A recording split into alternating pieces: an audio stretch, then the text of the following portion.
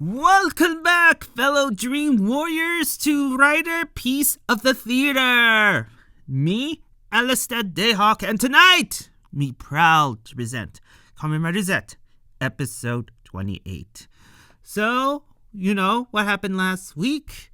Sieg, Kamen Rider Dawn, has transported Nox, Nem, and Baku to a Mad Max world. Well, technically, it's still part of the dream space, but, they got transported to a Mad Max world where they got greeted by a bunch of hooligans and a nightmare who is shooting guns at them. Yes, and, Zeke, aka Kamen Rider Dawn, is watching along and laughing like a crazed maniac. And so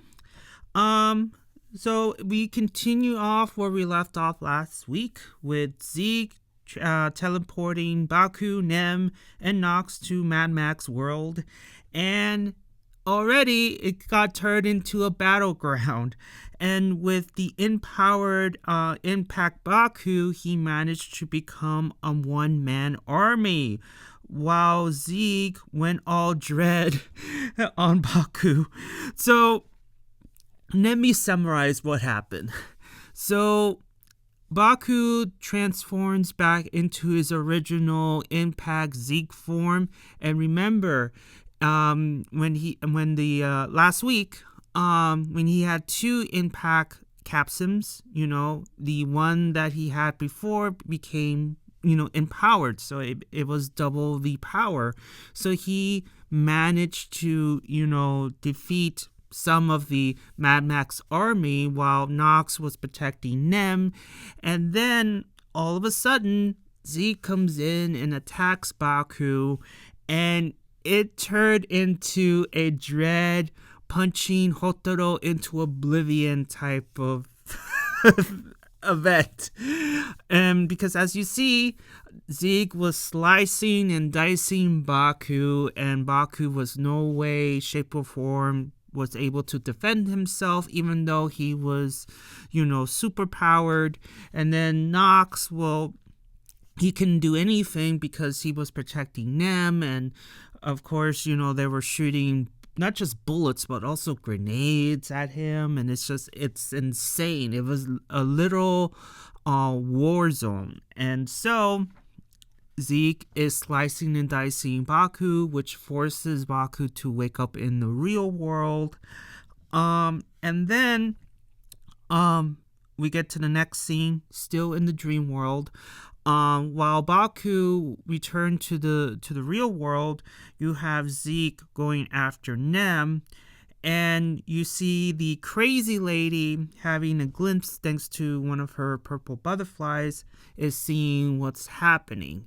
So Zeke was asking questions to Nem as he was chasing after her, and he'd be like, so you're the one who was born with the nightmare powers, eh? And, and all that stuff, like where you came from, and, he's just a maniac.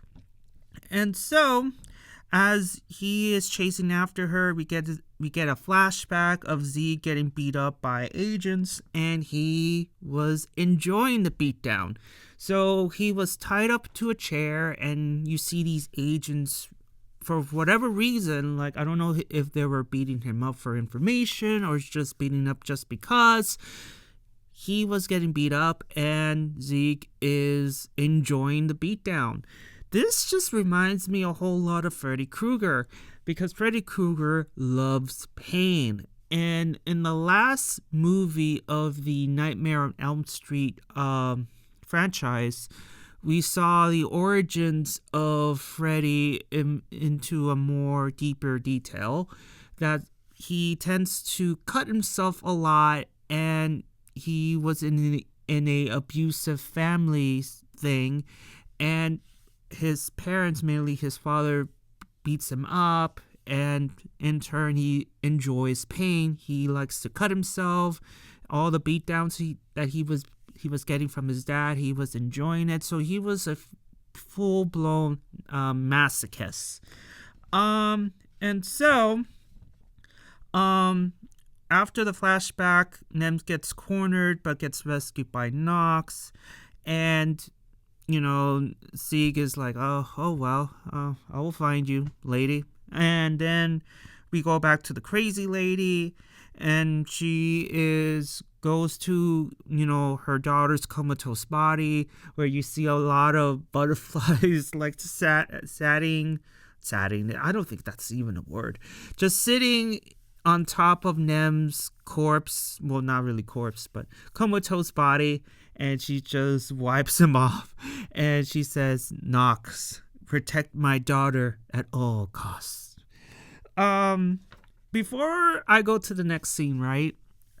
I just can't help but feel like, okay, crazy lady has a grudge against Sieg because it's obvious that she knows him.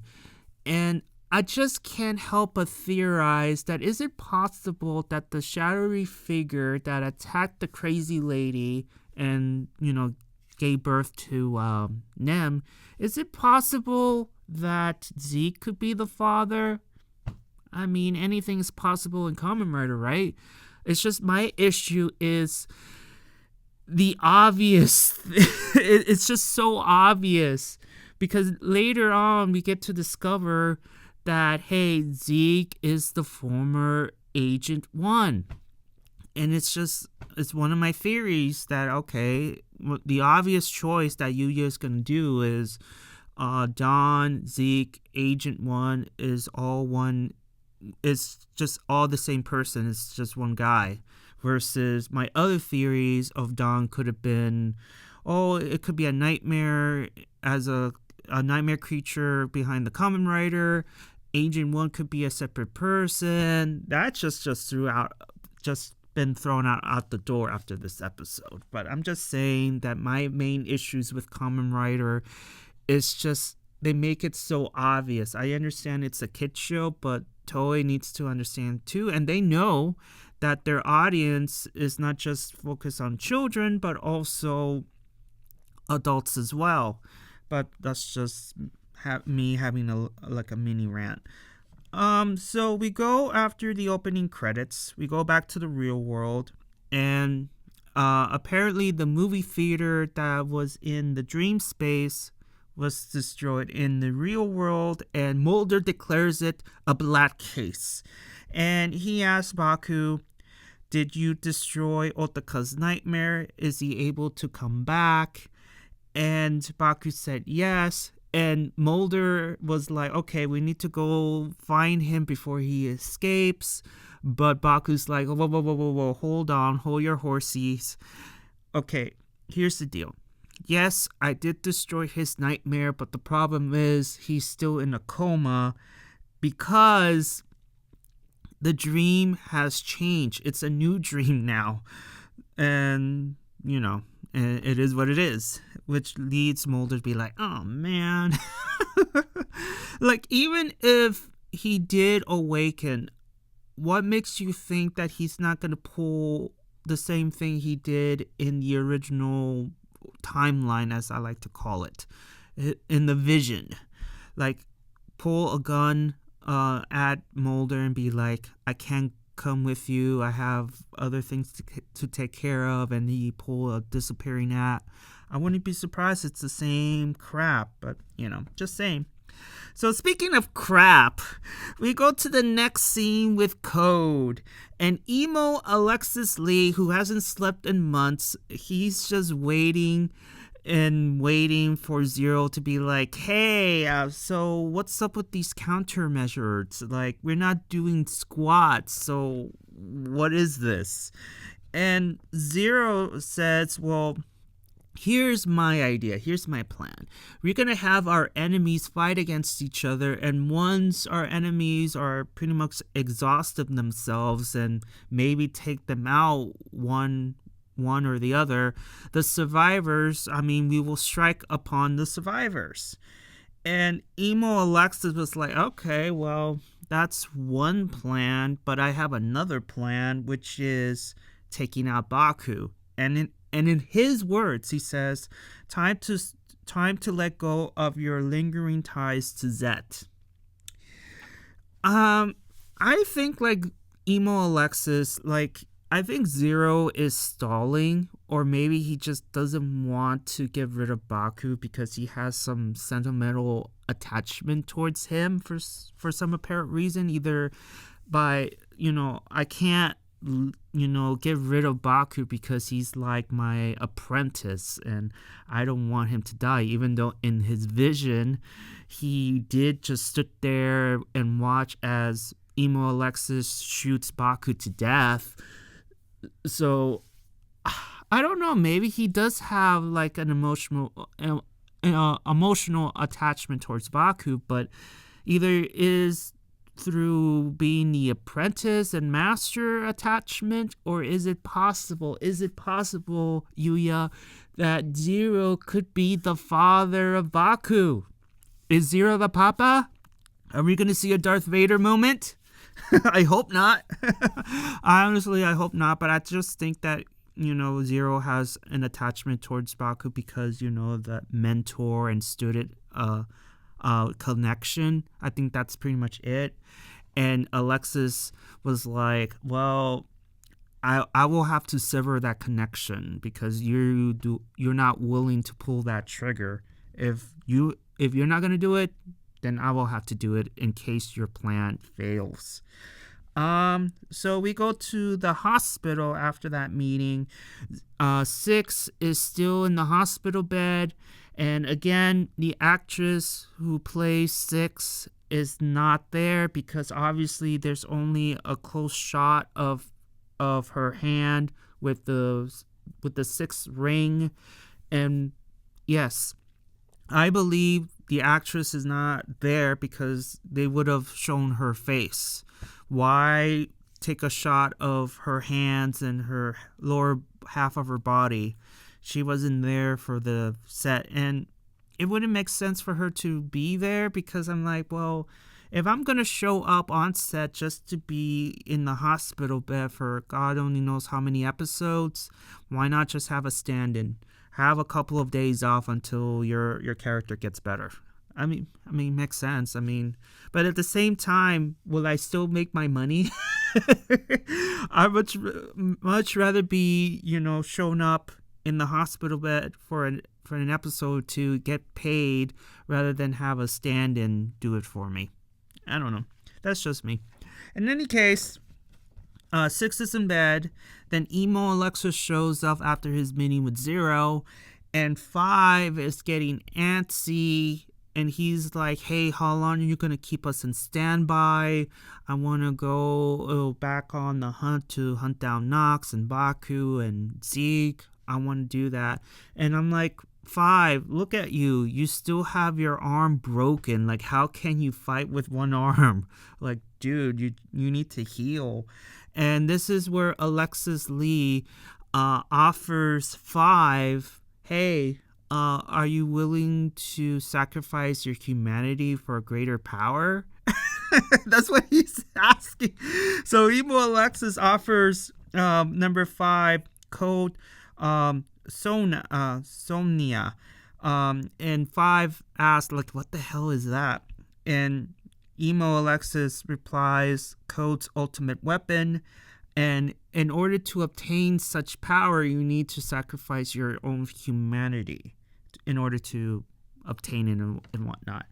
And I get the feeling that this code insomnia thing is similar or to what happened with Baku and now Sieg, with surrendering oneself to the power of the nightmare in order to obtain this quote-unquote ultimate power. But of course, that sort of power comes with a price, which is sacrificing your own humanity.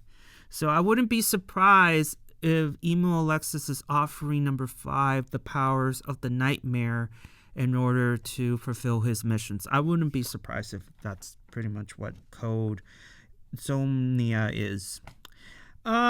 So we go to the next scene with Minami and Baku. They have a brother-sister moment inside the spy room.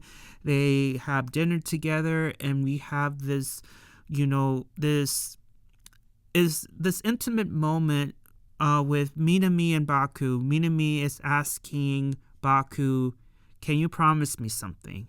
Can you promise that you won't leave me alone?"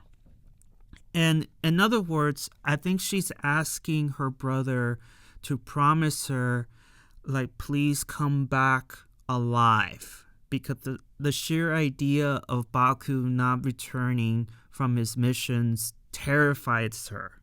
Even though Baku asks Minami, "Are you scared of what you have learned and whatnot?" And she said, "No. I mean, it's something to get used to, and I mean, I'm not scared." But I think a part of her is scared because, I mean, this is life and death, and this is something that Kamen Rider, I'm not saying that it has trouble, but tends to hide that hey, you're like, even though you're the main character and you have plot armor, you may come back like like injured to the point of death, which happened a couple of times in the Vision timeline.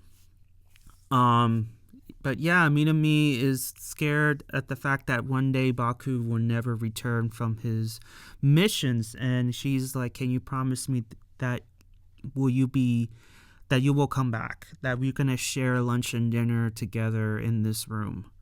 And he's like making the picking promise and whatnot. So I thought it was a cute, cool moment between family and whatnot, which leads back to what I mentioned earlier about Zero, maybe, just maybe, being the father of Baku, which I don't think is gonna happen. But it's just like, why is Zero still like wants Baku back to the fold? Like, he doesn't want to, dirty his hands of getting rid of Baku, but he is hesitating.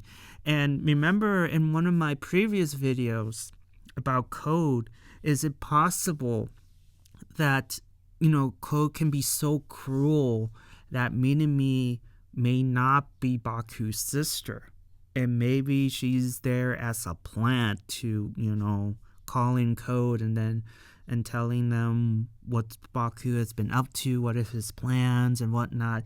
That would be the most cruelest thing Code can do. But I don't think Yuya, in the writing, like, for writing like storytelling, it will be a great thing. It will cause drama, but I don't think Yuya will do it because at the end of the day, it is a kid show.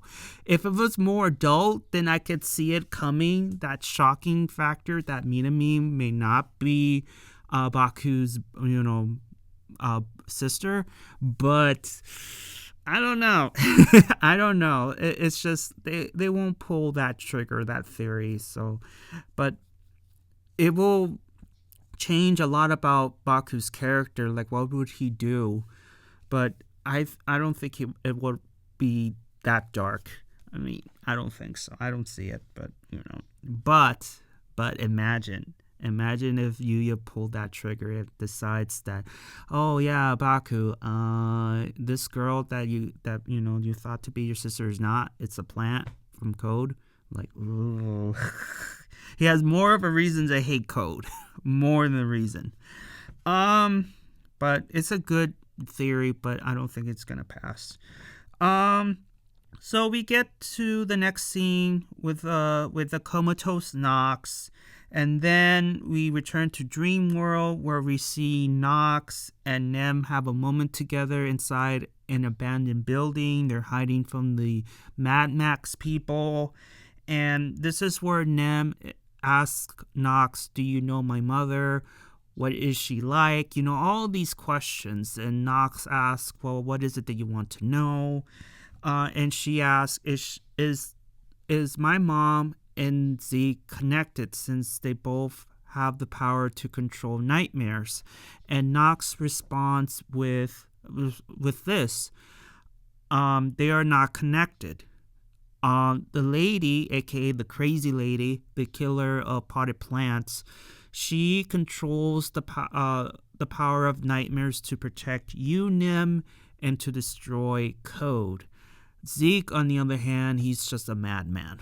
That's it. That's the only difference. But before I move forward, I'm like, Nox, okay, the lady is crazy. I mean, Zeke is crazier.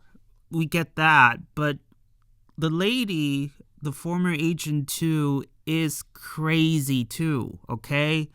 And she's using the nightmares to protect, her daughter, sure. And she's using them to destroy code. Okay, she has a grudge, just like everybody else.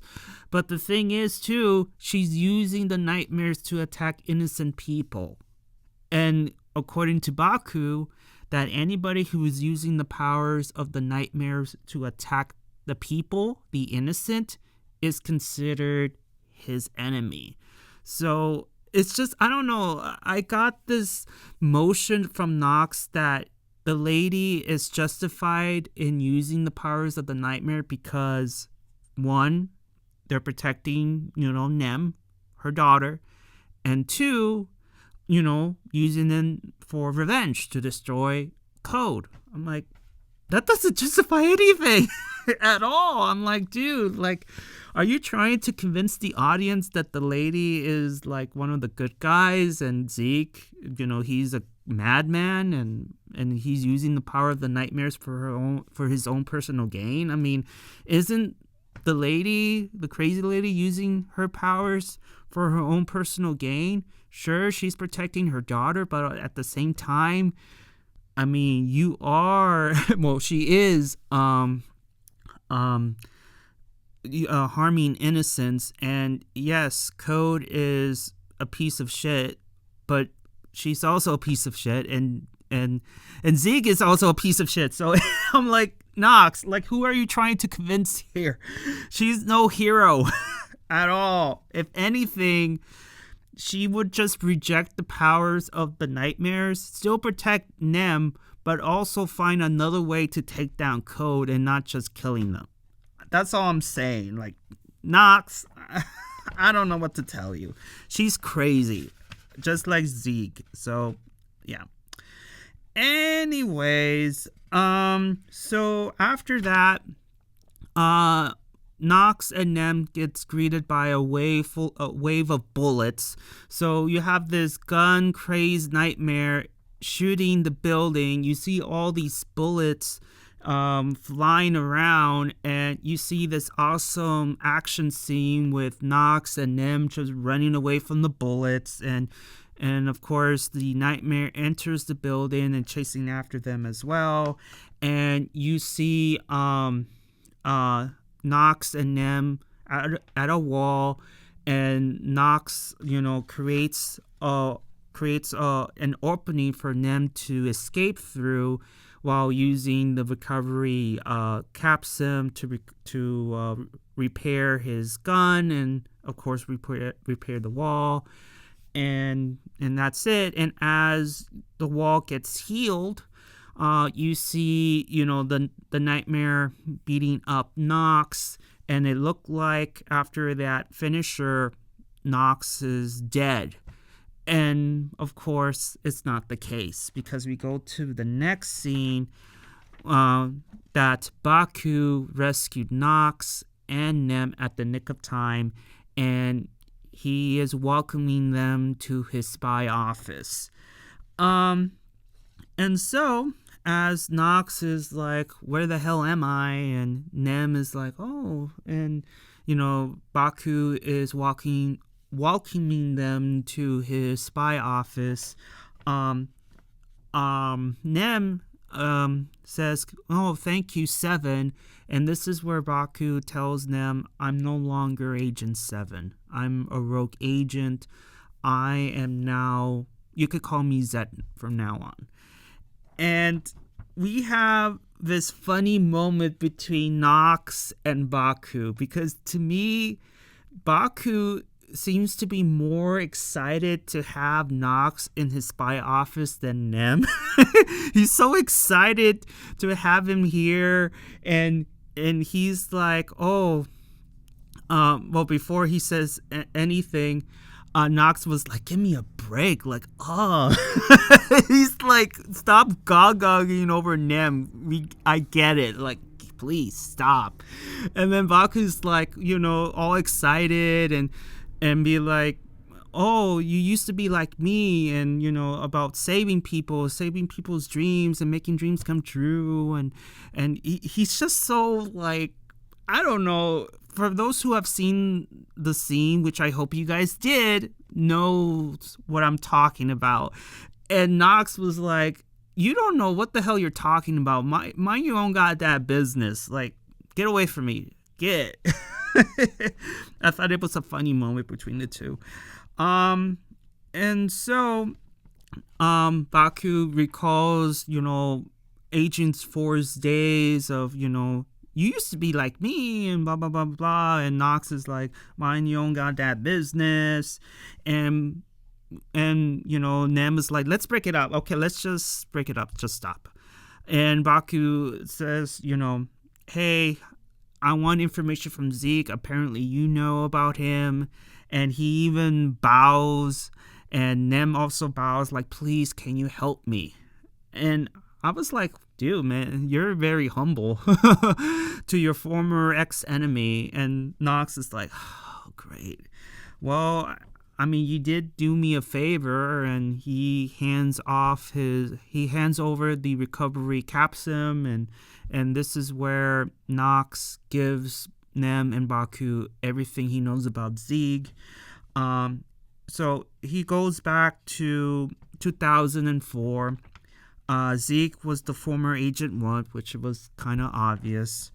And it was during the time in 2004 when Code was trying its dream learning experiments. And 1 and 2 were the trailblazers in the field of dream learning. And apparently Zeke was serving a 1,000-year sentence. I'm like, who gets served 1,000 years in prison for? and I'm like, how in the hell did the person like Zeke, who has been serving 1,000 years in prison, become Agent 1? And of course, we know who was behind him becoming Agent 1, the dumbass Zero. So apparently Zero recruited Sieg into this project. And of course 2 does not approve of this thing. And she's like asking Zero, is it even possible to take him off the project, please? He's so unpredictable. And 1,000 years, like, he's a bad guy. He's crazy. Which reminds me of Asakura. Asakura in Ryuki, he was supposed to be executed. He was supposed to be executed for murdering somebody or whatever, and he broke out of prison because of the professor giving him the powers of a Kamen Rider, and the rest is history. This reminds me of the same thing here. So Zeke is our Asakura, and Zero was like, well, I will request, your request is denied. He could be useful. And 2 was like, I can't work with this guy knowing that he is a prisoner serving 1,000 years. So it's just like, oh, you want to get out of prison card or get your sentence reduced? I mean, help me. I'm like, okay. Damn. So since then, because of Zero's stupidity, I guess, Zeke took the power of the nightmare and became a monster. The same way Baku did in his vision, where he accepted the powers of the nightmare. And so that's how he became Kamen Rider Dawn. The reason that he reappeared is because he has learned about someone who achieved a similar power, the same way, Baku did, which points to Baku. Zeke came back because of you, Baku, so everything is your fault. Your fault, Baku. And Nox adds that anyone who uses the power of the nightmare will lose their mind and body to them. And Baku, before he left to face, the nightmare and Zeke, says to Nox, then I will destroy all the nightmares before that happens. And Nox was like, okay, sure, good luck with that. I mean, Nox, look what happened to you in the vision. He killed you. And there's memes of you online. And they're really, really bad. Baku made you his bitch. That's what happened. That's exactly what happened. So, we go to the dream world. And Baku and Zeke have a moment, have a confrontation. And give it to Baku. He says, hey, senpai, what's up? Like, damn, you're even respectful to a madman. And so we have a fight between Dawn versus Katastorm. And you have to give, Zeke credit because Katastorm is considered to be Baku's ultimate form. And I'm using Digimon terms. So we have Rookie, Champion, Ultimate, and Mega. And so we have Rookie as his human form. Champion is his regular base form. In this case, his impact form. And his ultimate is Catastrophe.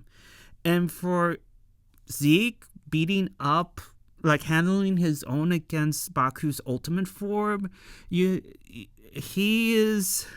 a badass. I mean, he is an actual threat. And then we have the nightmare joining in, so it turned into a 2-on-1 handicap match. But then Baku, he not only destroys the nightmare, but also destroys the red moon. And so this is pretty much, putting a stamp that, hey, Nox is free, he can wake up now. But the victory, the happy ending, ran short because Dawn puts Nox in chains, and he rebuilds the red moon, and they both disappear. And we get to the last scene with Nox being held captive in the nightmare pit. And the lady is preparing to give Nox his rider powers and says, hey Zeke, enjoy this victory while it lasts. And you can tell that the lady has a deep grudge against Zeke, which tells me that back when she was attacked and gave birth to Nem, I wouldn't be surprised if it was Zeke. I wouldn't be surprised.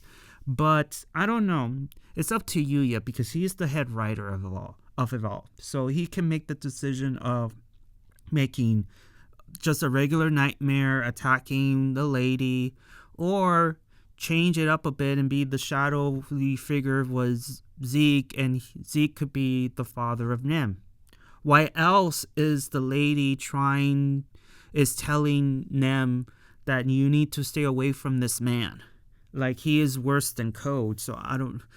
So aside from being a crazy madman, I'm sure there's more to it as to why the lady wants Nem to stay away from this man.